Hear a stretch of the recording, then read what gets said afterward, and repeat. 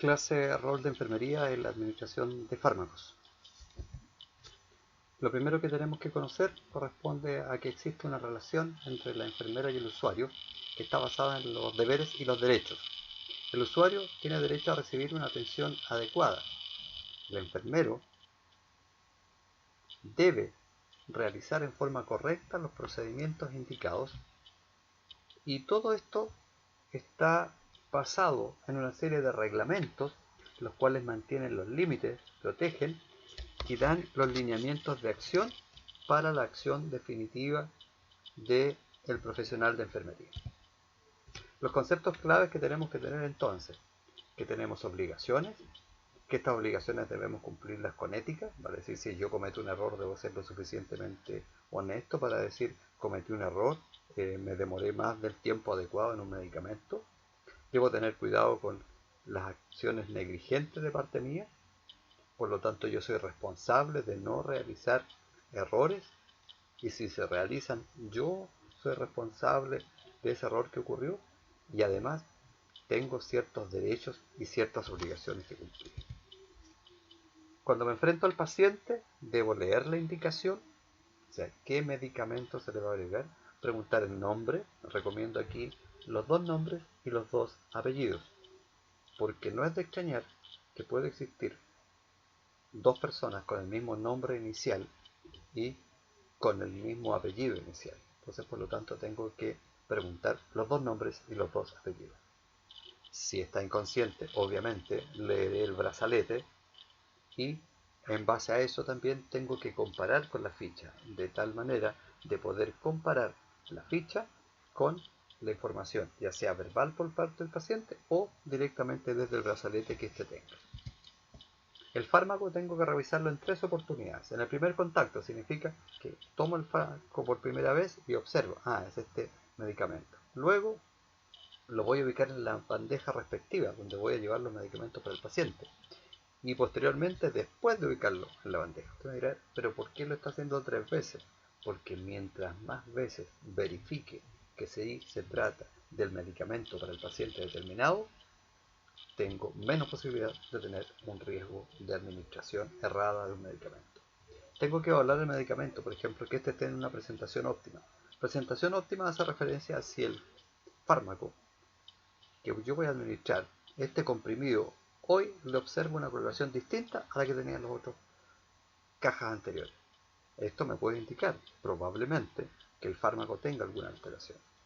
Comprobar la orden completa y legible. Debe haber una orden, debe haber una receta. Tengo que conocer la acción del fármaco y vamos a examinar las fechas y por supuesto hay que eliminar todos aquellos medicamentos que estén vencidos y por supuesto tengo que aclarar las dudas. Me llama mucho la atención, este fármaco hasta ayer era un comprimido y hoy día son 2. ¿Dónde está la indicación? Eso tengo que preocuparme. Para poder administrar un medicamento tengo que ser capaz de calcular la dosis correcta.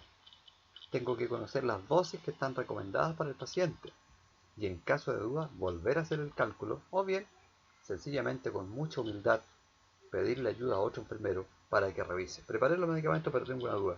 Lo he revisado 2 veces y así todo me sigue surgiendo la duda. Le pido a un colega, por favor, ¿sabes qué? Mira, tengo que administrar estos medicamentos, quisiera por favor si tú lo puedes revisar. Y eso es ser profesional. Eso es ser profesional.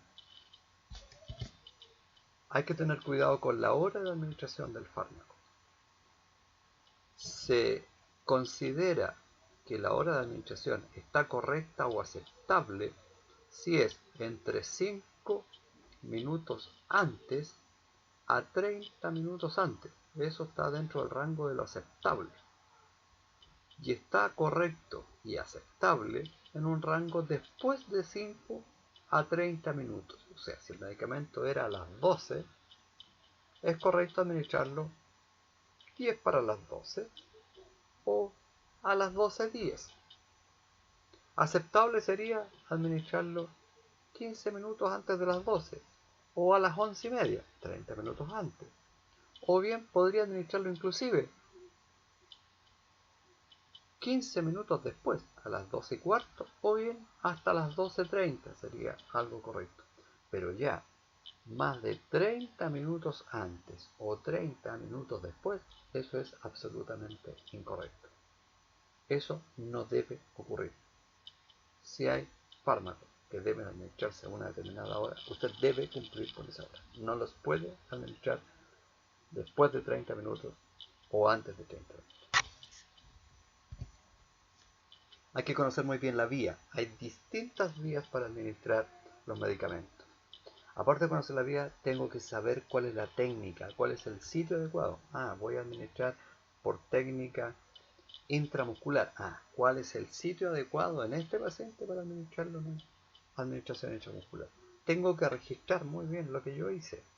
Y, en caso de error, debo ser el primero que avise. Si yo sigo todas estas pautas, eso va a garantizar la seguridad del usuario. Y eso tiene mucho que ver con nuestra responsabilidad. Este es el registro, el que usted observa al costado izquierdo. Aquí debiera estar el nombre del fármaco, la fecha, la hora, la dosis que se administra, la vía de administración y registrar todas las observaciones. Y por supuesto, especialmente si surge alguna reacción adversa al medicamento. Si usted administra un medicamento por vía intramuscular, no anote el paciente no refiere dolor, porque a lo mejor él no dijo que tenía dolor. O usted cree que no tiene dolor. Pregúntele, señor, ¿le dolió mucho? ¿En cuánto evalúa ese dolor? Usted anotará, paciente refiere un dolor que evalúa en tanto. De tal manera de que si él comentó que tenía un dolor equivalente a 4 en la escala de 1 a 10, entonces usted pone, paciente refiere un dolor que evalúa, según su percepción, en 4 en la escala de 1 a 10. Eso es hacer un buen registro. Los errores más comunes en la administración de medicamentos. Bueno, el primero es no cumplir con los 10 correctos de la administración de los medicamentos. El segundo es la omisión. Omisión se refiere a que no se da el medicamento o se saltó el medicamento. El otro error importante es la velocidad de administración no adecuada. Si tengo un paciente con suero y ese suero tiene que pasar en 3 horas, usted tiene que hacer el cálculo pertinente para que el volumen de flujo permita que se termine por completo al cabo de las 3 horas. No lo puede poner muy rápido. Lo voy a pasar en 1 hora. No, porque la indicación dice 3 horas. Ni tampoco lo puede pasar muy lento. Entonces lo voy a pasar muy lentito para no preocuparme de este suero. Entonces, falta 1 hora, ya ahora lo voy a apurar. No puedo hacer eso, porque estoy aumentando el flujo en un periodo muy corto. Otro error más común son no seguir las pautas. Debe administrar un medicamento cada 8 horas y resulta que me estoy encontrando que el medicamento que era a las 12 del día lo estamos dando a las 2 de la tarde. Eso es no seguir la pauta. Y por supuesto, otro error importante en la administración de medicamentos es que pudiera ocurrir automedicación por parte del paciente. Aquí están los 10 correctos para la administración de medicamentos. Usted se los tiene que conocer, los tiene que saber. Esto va muy asociado a los antiguos 5 correctos, pero además se le agregaron otros 5. Los 5 primeros usted ya los conoce. Medicamento correcto, paciente correcto, dosis correcta, vía de administración correcta y hora correcta. Y se le agrega verificar la fecha de caducidad del medicamento, o sea, ver si el medicamento está vencido o no. Preparar y administrar usted mismo el medicamento. El octavo es registrar usted mismo el medicamento y la hora de administración. El noveno es que la velocidad de infusión sea la correcta. Y el décimo, usted debe estar enterado de posibles alteraciones. Le voy a dar este medicamento al paciente. Se sabe que en algunos podría provocar molestia gastrointestinal. Tengo que estar atento a que si aparece molestia gastrointestinal es un efecto secundario que proporciona el medicamento. ¿Cómo evito los errores? Bueno, mejorando la comunicación entre todo el equipo, diseñando los tratamientos en forma clara, simple y explícita, con las instrucciones claras y sencillas. Cuando hablo de instrucciones claras y sencillas, significa también las instrucciones que usted le va a dar al paciente cuando usted se vaya de alta. Anote en un papelito, escríbale, un comprimido de tal medicamento a las 12 a las 18 horas. Tome una tela y pegue en la caja del medicamento la misma instrucción: un comprimido a tal hora y a tal hora. Supervise que los tratamientos sean bien entregados por parte de los profesionales que están a cargo suyo. Evite las distracciones.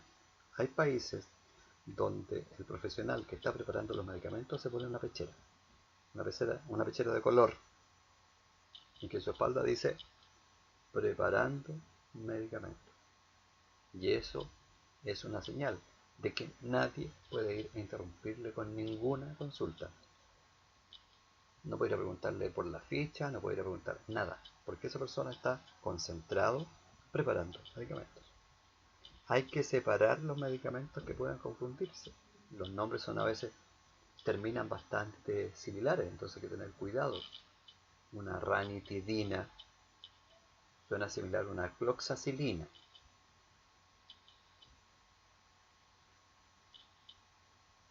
Pero tiene una acción absolutamente distinta. Uno tiene que ver con la secreción de ácido clorhídrico a nivel gástrico y el otro tiene que ver con la acción antibiótica. Ve usted la diferencia importante.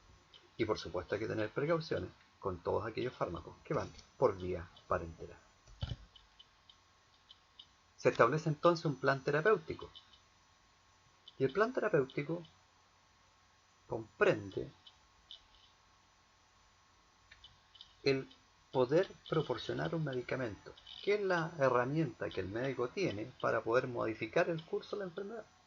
Se utiliza siempre con un conjunto de acciones: higiénica, lavado de manos; dietética, señor, usted no puede consumir alimentos ricos en potasio cuando está consumiendo este fármaco; medicamentosa, no mezcle estos dos medicamentos, por favor, que van dirigidas a obtener resultados concretos sobre la base de un diagnóstico preciso de la situación en la cual se enfrenta.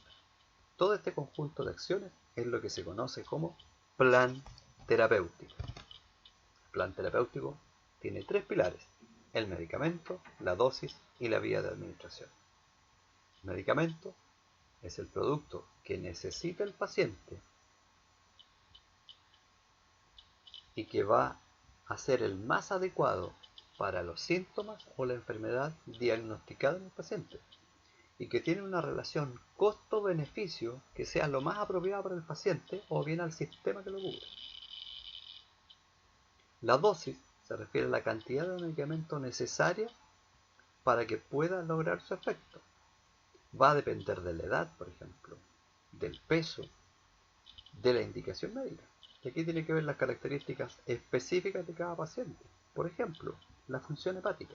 Si tengo un paciente con alteración hepática y el fármaco se elimina después de ser metabolizado por el hígado, tengo que tener cuidado con la dosis. Porque si el paciente tiene alteración hepática, el metabolismo está más lento y por lo tanto tengo más medicamento sin metabolizar.